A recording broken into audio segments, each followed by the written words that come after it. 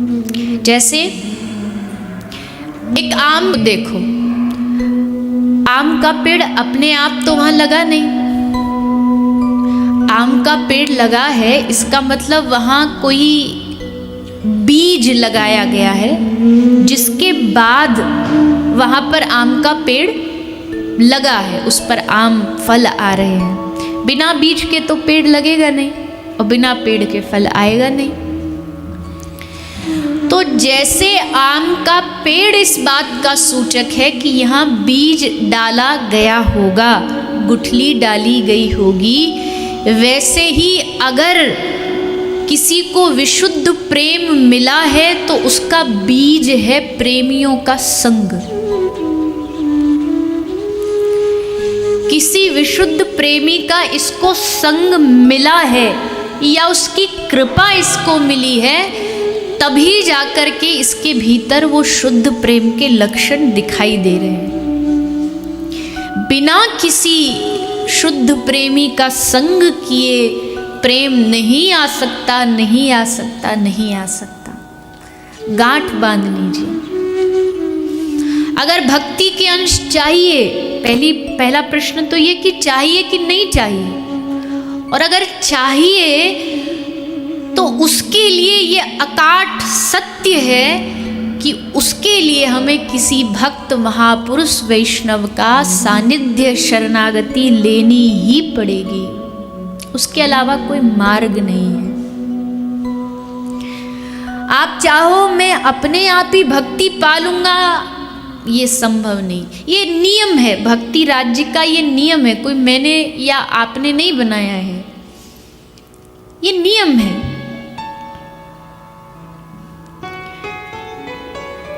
भगवत राज्य का भी ये नियम है। भले एक बालक के माता पिता स्वयं टीचर हों, लेकिन फिर भी वो अपने बच्चों की पढ़ाई के लिए उसको दाखिला दिलवाता है, एडमिशन दिलवाता है, क्योंकि मान्यता तो उस दाखिले के द्वारा जो डिग्री मिलेगी उसकी है, जो सर्टिफिकेट मिले, मान्यता तो उसी से है।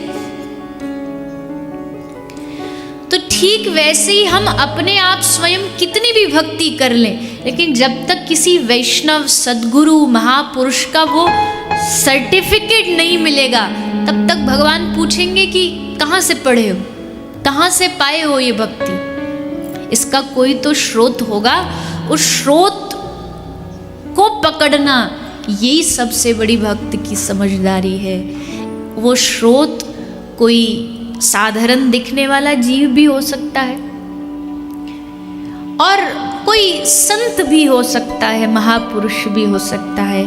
एक बार जो संत की शरण में, संत जिसे पकड़ ले, या ये कहूँ संत जिसे फंसा ले। कई लोग कहते हैं ना आजकल संत तो बस फंसाने का काम करते हैं। सच ही तो कह रहे हैं, संत फंसाते ही तो हैं। आज तक माया में फंसे थे, उस फसावट से निकाल करके संत हमें ठाकुर जी के चरणों में फंसा देते हैं। यही तो महापुरुषों का काम होता है। तो सचमुच भक्ति में जो फंसा दे वही संत है। इसलिए कह रहे हैं वैष्णव सेवा परम उपाय।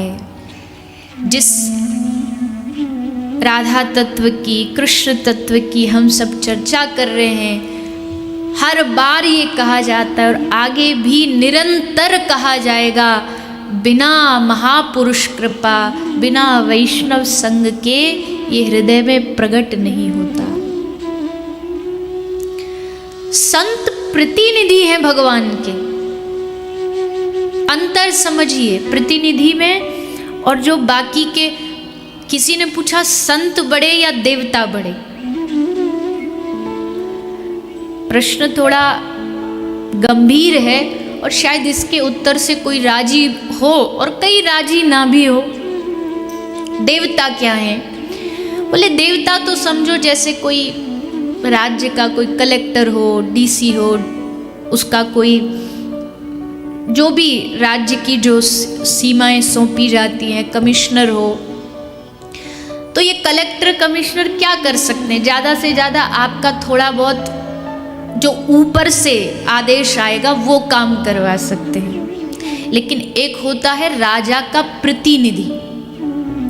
प्रतिनिधि का जो वाक्य होता है वो राजा बराबर होता है। जहां राजा जा नहीं पा रहा है व्यस्तता के कारण, वो अपना प्रतिनिधि भेज देता है, और प्रतिनिधि के पास पूरा अधिकार है कि वो जो चाहे राजा की तरफ से बोल सकता है, और राजा को करना पड़ेगा क्योंकि प्रतिनिधि है।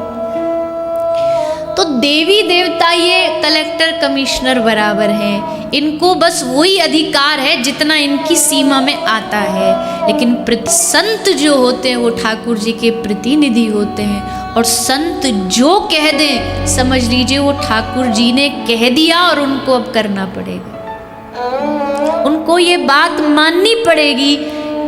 क्यों माननी पड़ेगी जी?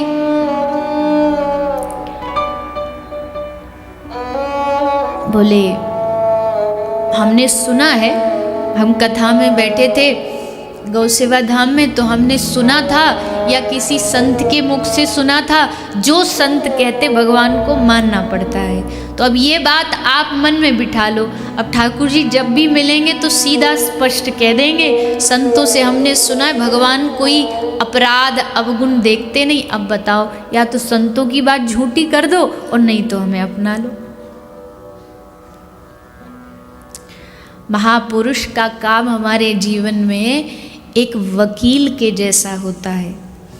वकील क्या करता है? हमने कितने भी पाप करे हों, भले उस आदमी ने, उसका जो क्लाइंट है, उसने मर्डर ही क्यों ना किया हो, पर फिर भी वो जो वकील होता है वो उसकी पहरेदारी करता, तरफदारी करता है। अजी नहीं जी, इन्होंने तो कुछ किया ही नहीं, और ऐसा दावा पेश करता है कि जज को भी उसके समर्थन में, तो हम कितने भी हमने पाप किए हों, कितने भी अपराध किए हों, लेकिन कोई संत, कोई गुरु, वकील मिल जाए और वो जब हम उनके सामने प्रिया प्रीतम के जाएं तो वो संत वकालत कर दे हमारी और कहे नहीं नहीं ये तो बड़ा प्यारा है आपका, बड़ा लाडला है, तो आखिर ठाकुर जी को भी अपनी कलम रख करके आपके प्रति निर्णय देना पड़ेगा। इसलिए वैष्णव सेवा परम उपाय, सबसे बड़ा उपाय। ये जो हम 7 दिन की श्री राधा रानी की चर्चा कर रहे हैं, उनके गुणों की चर्चा कर रहे हैं, ये सुनने में तो प्रिय लगेगी, पर ये हृदयस्थ कब होगी, हृदय में बैठेगी कब? जब कोई परम वैष्णव, कोई परम महापुरुष का आशीर्वाद और उनका सानिध्य प्राप्त हो जाए। तो चलिए, प्राप्त हो गया, मन में ये प्रेम, ये भक्ति बैठ भी गई, तो क्या? तो फिर क्या मिलेगा हमें? बोले फिर जो मिलेगा उसकी तो तुम्हारी बुद्धि सोच भी नहीं सकती। वो परम आनंद प्राप्त हो जाएगा जिस आनंद की हमने कभी मानसिक कल्पना भी ना करी हो, कभी ना की हो। अभी तक हमें सिर्फ सुविधाओं का सुख अच्छा लगता है, लेकिन जब वो परम आनंद का सुख हमें प्राप्त हो जाएगा, परम रस जब प्राप्त हो जाएगा, तो फिर वो शब्दों से परे वाली वस्तु है, वो शब्दों में नहीं आती है, वो परे की वस्तु है। जब हृदयस्थ वो प्रेम उत्पन्न हो जाता है तो कहते हैं ना, ठाकुर जी भी वश में हो जाते हैं। हाँ, हमें वश में नहीं करना, हमको क्या करेंगे ठाकुर जी को वश में करके। हमारा कोई लक्ष्य ये नहीं कि भगवान हमारे पीछे पीछे भागे, कोई हम उनको बंधन में बांध दे, ये सब कुछ हमारा लक्ष्य नहीं। पर अब भगवान का भी तो अपना स्वभाव है ना, वो बदल थोड़ी सकते हैं। भगवान का स्वभाव है, जो उनका हो जाता है वो पूर्ण रूपेण उनके हो जाते हैं, फिर गुण अवगुण सब विसार देते हैं। एक संत बड़े भाव में निमग्न होकर के गा रहे थे, जगन्नाथ के चरण कमल में नयन हमारे अटके। मस्ती में गा रहे थे, डूब के एकदम, जगन्नाथ के चरण कमल में नयन हमारे अटके। वहीं एक कोई बावरा सा बेचारा भक्त बैठा था, सो उसने ये लाइन, ये पंक्ति सुन ली, घर आया, बोले बाबा जी गा रहे थे तो हम भी गाएंगे। सो खुद भी स्वयं भी उस पंक्ति को गाने लगा। पर क्या गाने लगा? बोले जगन्नाथ के नयन कमल में चरण हमारे अटके। अब इतना कोई ज्ञान तो था नहीं, सोचा यही बोले होंगे महात्मा जी, तो बोलता है स्थित हो जाते हैं सामने दर्पण लेकर के, उस दर्पण में दर्शन करती हैं। दर्शन अपने मुख का नहीं कर रही, देखो स्वार्थ भरे प्रेम में और इस विशुद्ध प्रेम में क्या भेद है। जब कोई कहता है कि हमें अपने प्रियतम से प्रेम है और हम उसके लिए सज रहे हैं, तो वो क्या करेगा? वो अपनी ओर देखेगा, मैं कैसा दिख रहा हूँ। यही होता है, मैं सुंदर दिखूं और मेरे सुंदर दिखने से प्रियतम मुझे देखे तो अपने ऊपर ध्यान देगा। लेकिन विशुद्ध प्रेम में क्या होता है? श्रृंगार हो रहा है स्वामिनी जी का, पर वहां दर्पण में, उस दर्पण में दिख कौन रहा है उनको? श्याम सुंदर है। यही तो अनुभूति है प्रेम की। तो तू अपनो श्रृंगार करत है, दर्पण तो ही दिखावत है। और राधा रानी का श्रृंगार तो चलो श्याम सुंदर करते, श्याम सुंदर का श्रृंगार कौन करता है? श्याम सुंदर कहते मुझे आवश्यकता ही नहीं श्रृंगार की। क्यों? क्योंकि मेरी मुकुट की शोभा तो हे स्वामिनी जी आप हो, मेरी भाल की कांति तो आप हो, मेरे नेत्रों की ज्योति तो केवल केवल आप हो, मेरी अधरों की मुस्कान भी आप हो, मेरे चरणों की कांति, मेरे चरणों की गति भी आप हो, नी आप हो, मेरे राग की रागनी आप हो, मेरा सर्वस्व, मेरा एहलाद आप हो। मुझे श्रृंगार की क्या आवश्यकता? मैं तो बस आपके ढोरे ने ठाड़ो है जाऊं, सो वही में मेरी शोभा बढ़ जाए कि देखो स्वामिनी जी के संग ठाड़े हैं, खड़े हैं, तो आहा कितने सुंदर लग रहे हैं। कहाँ से शोभा आई? ये जो आप हमारे ढोरे ठाड़ी हो, हमारे वाम भाग में विराजमान हो, वही से हमारी शोभा है। और जब दोनों शोभित युगल सामने विराजमान हो जाएं और उन युगलों का हमारे हृदय में वो स्वरूप विराजमान हो जाए, फिर तो क्या ही कहें।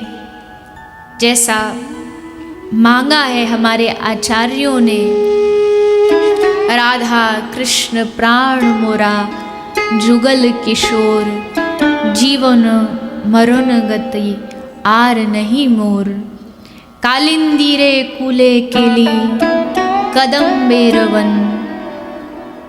कालिंदी का कुल हो, कदम वृक्ष हो, उस पर दोनों युगल विराजमान हो और मैं चवर डुला करके नित्य निरंतर उनकी सेवा में निमग्न रहूं। यही अरदास भक्त की है। मुझे समझ नहीं आता कि इस प्रीति में, इस प्रेम में भला कोई संसारिक वस्तु कैसे मांग सकता है? कैसे कोई जहां इतना सुंदर रस प्राप्त हो रहा हो, सेवा सुख प्राप्त हो रहा हो, वहां कोई धन धान्य की मांग क्यों करेगा? क्यों भगवान से कहेगा कि प्रभु हमारे ये काम बना दो, ऐसा कर दो, वैसा? कुछ भी नहीं, कोई मांग नहीं, एकमात्र सेवा। मुझे आपकी सेवा सुख प्राप्त हो जाए, केवल ये वस्तु के अलावा वो चाह के भी नहीं मांग सकता। श्याम सुंदर राधा रानी बार बार कहें, अरे भैया कुछ कह दे, कुछ बोल दे, कुछ मांग ले, तो भी उसके मुख से ये बात निकल नहीं सकती कि मेरे सुख के लिए ये दे दो। अपने स्वसुख के लिए प्रभु के सामने हिम्मत उसकी कि कुछ बोल सके? कौन महापुरुष बोला? दिन रात बड़े बड़े बस एक ही वस्तु मांगी कि मेरे जो आराध्य हैं, मेरे जो प्राणाधार हैं, मैं कैसे उनको सुख दे पाऊँ, कैसे उनकी सेवा कर पाऊँ। चलिए, नित्य निरंतर जो नित्य सेवा धाम है, गोलोक धाम है, उसमें सेवा तो बाद में मिलेगी। पहले अपने घर में जो आपकी ठाकुर विराजमान है, मूर्ति विराजमान है, उनको तो आप सेवा सुख प्रदान करिए, उनको तो आप सेवा सुख में ओतप्रोत करिए, उनका सुख किस में, उनका आनंद किस में है, ये खोजिए, सुनिए महापुरुषों से, पूछिए सद्गुरु के चरणों से, क्या करूं मैं जो मेरे आराध्य मेरे ठाकुर को मैं सुख दे सकूं। यही तो मेरे जीवन का लक्ष्य बन जाए कि बस अपने आराध्य को सेवा सुख दूं। हम कितना ध्यान रखते हैं, कोई हमारे घर में आ जाए, मेहमान आ जाए, भैया इनको कोई तकलीफ नहीं होनी चाहिए, इनको कोई परेशानी नहीं होनी चाहिए।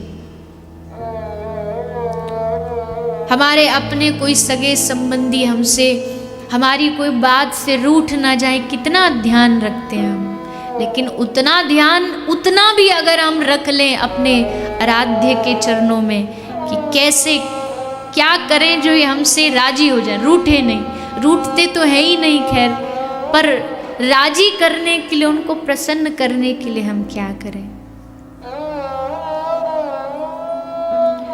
और फिर अगर वो राजी हो गए तो संसार को राजी करना नहीं पड़ेगा, मनाना नहीं पड़ेगा, बस एक को राजी कर लो, एके साधे सब सधे, उनको प्रसन्न कर लो। उनकी प्रसन्नता हमारे लिए प्राथमिकता होनी चाहिए। हमारे लिए संसार की प्रसन्नता ज़्यादा प्राथमिकता रहती है कि संसार वाले हमसे कैसे खुश होंगे, कैसी कथा बोलें जिससे लोग खुश हो जाएं, कौन सा भजन सुनाए जिससे लोग राजी हो जाएं। पर एक समय ऐसा आए जब ये याद ही ना रहे कि सामने कोई बैठा है,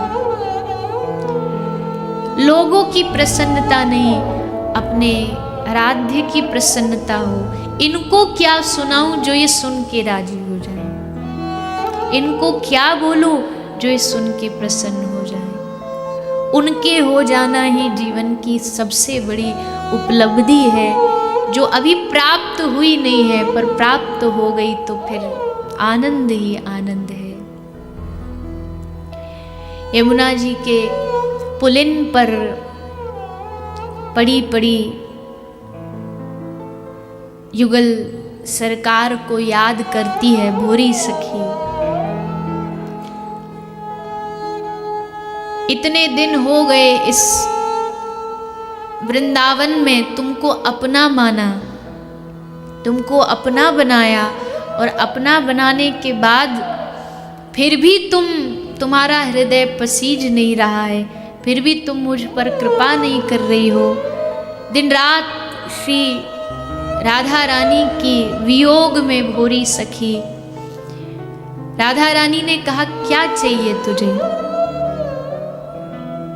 कौन सी वस्तु की चाह है तुझे, तू जो मांगे, सुख मांगे, तुझे भोजन चाहिए, भोजन देने आ गई। पहले भोरी सखी का चरित्र श्रवण किया आपने एक बार।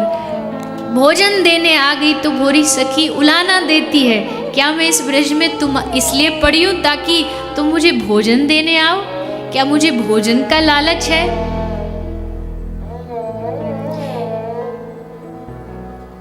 ये सब वस्तु की नहीं,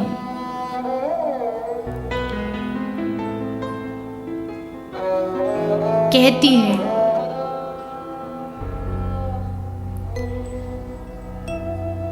तेरी है अब कौन सो डरी हूँ,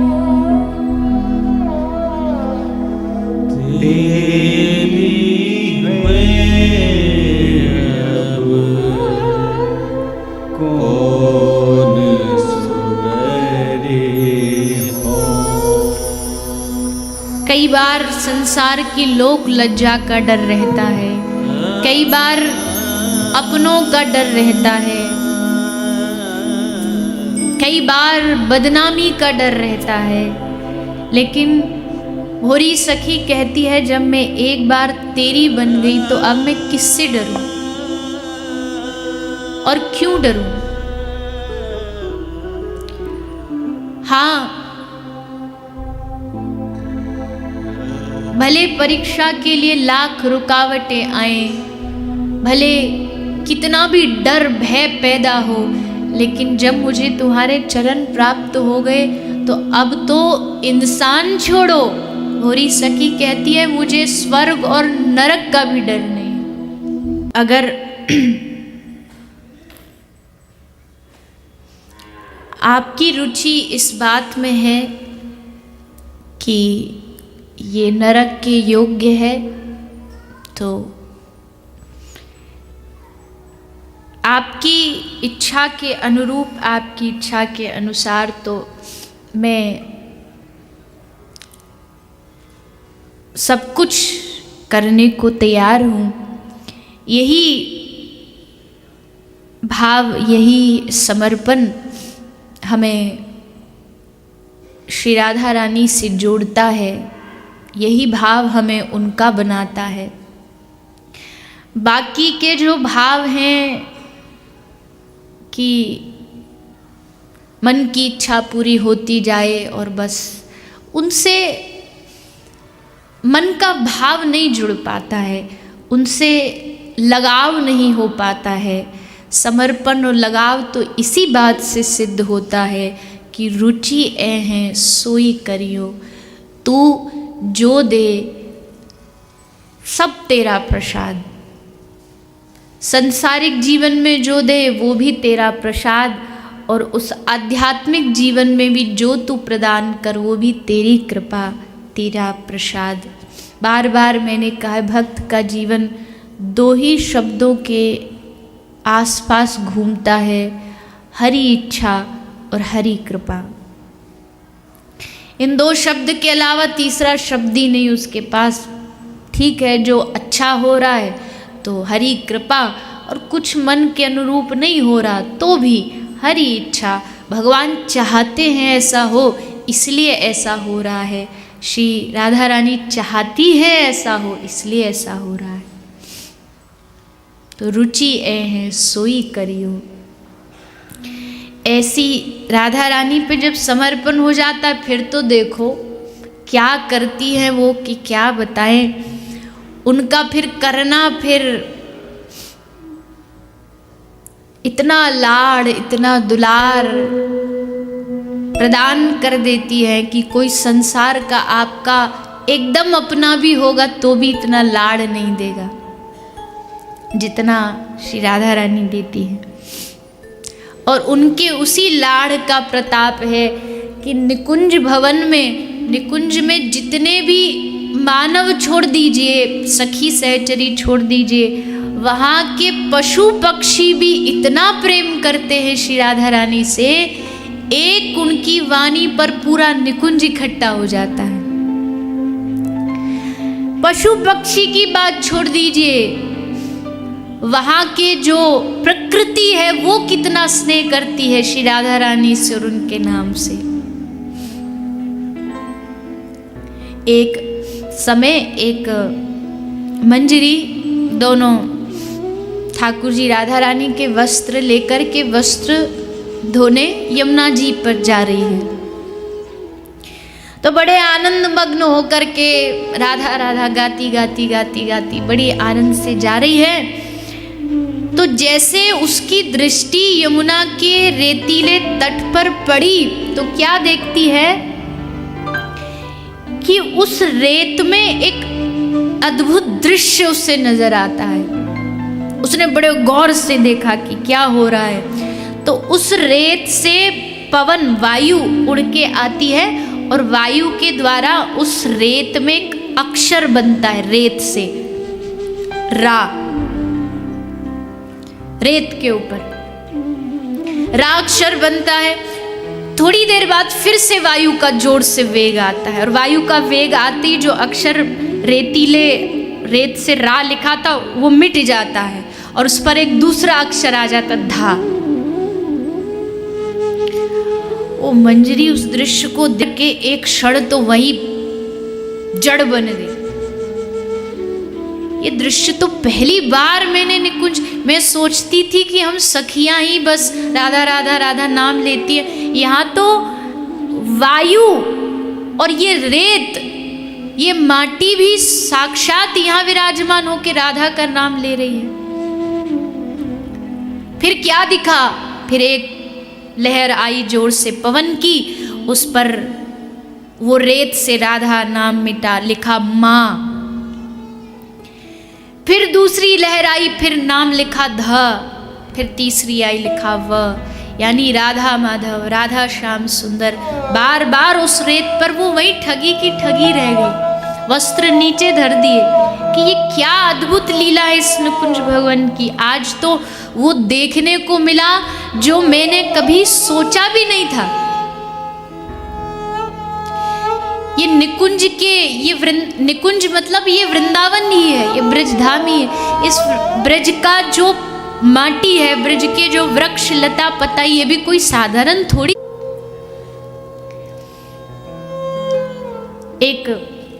एक मंजरी जा रही है आनंद में गाती गाती, निकुंज में सब वृक्षों को देखती, पत्तों को देखती देखती। तमाल का एक वृक्ष था, उस तमाल वृक्ष पर एक सूखी हुई शाखा लगी थी। शाखा थी पर वो सूख गई थी। तो ऐसा कभी होता नहीं, पर आज थोड़ी लीला करनी थी, दिखाना था। तो उसने सोचा ये सूखी शाखा जो है इस वृक्ष की शोभा को बिगाड़ रही है। उस मंजरी ने उस डाल को तोड़ दिया। उसने एक अच्छे भाव में कि यहाँ प्रिया प्रीतम आते हैं, सूखा डाली देखेंगे तो अच्छा नहीं लगेगा, सो डाली तोड़ दी। और जैसे उसने उस वृक्ष की डाली को तोड़ा, उससे रक्त की बूंद बहने लगी। अब जैसे रक्त बूंद बही, बड़ी जोर से घबराई, ये क्या हो गया, कितना बड़ा अपराध हो गया। थोड़े क्षण बाद रक्त की बूंद तो रुक गई, पर अब उससे पानी की धारा बह रही, झरझर झरझर। अब क्या करूं, कहाँ जाऊं? तो सब सखी सहचरू की स्वामी ललिता है, तो ललिता सखी के पास गई। आज तो हे ललिता सखी, हमसे बड़ी भारी भूल हो गई, ये मैंने शाखा को तोड़ दिया। दिखा, ललिता ने मांगी उस शाखा को, तो ले लिया हाथ में। ललिता सखी जो है वो मन से उस शाखा से बात कर रही है, शाखा से पूछ रही है कि तू ये क्या लीला चल रही है। तो वो शाखा ललिता सखी से कहती है, हे ललिता सखी, ये जो जल बह रहा है ये पानी नहीं है, मेरी आंखों का अश्रु है। मैं अभागिन आज तक कम से कम इस पेड़ से जुड़ी थी। प्रिया प्रीतम आते इस पेड़ से अपना स्पर्श होते थे, तो मुझे उस स्पर्श का एहसास होता था, अनुभव होता था। पर अब मैं क्या करूंगी, अब तो मैं सौभाग्य से वंचित हो गई, मेरा सेवा सुख लूट लिया गया, मेरा सेवा सुख लूट लिया गया। आंसुओं में डूब कर बोली व्यथा, हाय मैं किससे कहूं अपनी कथा। मानव छोड़िए, एक सूखी डाल कह रही है निकुंज की। आंसुओं में डूब कर बोली व्यथा, हाय मैं किससे कहूं अपनी कथा। किसी ने लिखी आंसुओं से कहानी, किसी ने पढ़ी बस 2 बूंद पानी। हे ललिता सखी, अब मैं कैसे सेवा करूंगी प्रिया प्रीतम की। तो ललिता सखी ने कहा उस सूखी डाल को कि तू चिंता ना कर, मैं कोई समाधान खोजती हूँ, जरूर कोई समाधान निकल आएगा, तू घबरा मत, कल तक कोई समाधान निकल आएगा। अब पूरी रात वो जो मंजरी जिससे बेचारी से भूल हुई, वो शाखा को लेके पकड़ के खूब रोई कि मुझसे कितना बड़ा अपराध हो गया। शाखा कहती है तेरी कोई गलती थोड़ी, कोई दोष थोड़ी है, अनजाने में तुझसे हुआ है। देखो अब कल क्या निर्णय आता, क्या सेवा सुख मिलता है। और दूसरे दिन जैसे सब पहुंची ललिता सखी के सामने समाधान पाने के लिए, तो आज उस सूखी डाल का भाग्य बदल गया। ललिता कहती है तेरा सौभाग्य अब तक तो बस दूर से ही तुझे मिलता था, अब तुझे साक्षात श्याम सुंदर का अधरामृत मिलेगा। कैसे? बोले तुम्हारे उदर में अब एक छेद किया जाएगा और छेद करके तुमको कृष्ण की बांसुरी बना दिया जाएगा। वो शाखा आनंद में बावरी हो गई। सेवा सुख छूटा भी पर जो मिला उसका सौभाग्य सखी की कृपा होगी ना, ललिता सखी की।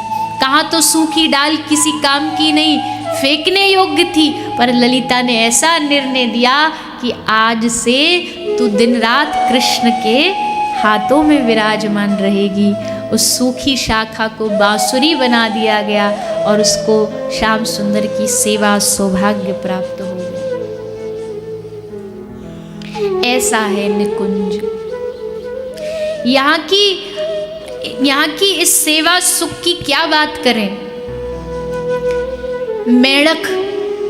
मेढक जो होता है वो सर्प का भोजन होता है, वो सर्प का खाद्य वस्तु होती है।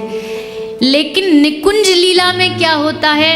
निकुंज लीला में मेढक सर्प के फन पर बैठा रहता है। फन पे क्यों बैठा है? फन पे बैठने का इसको क्या क्यों बिठाया गया है?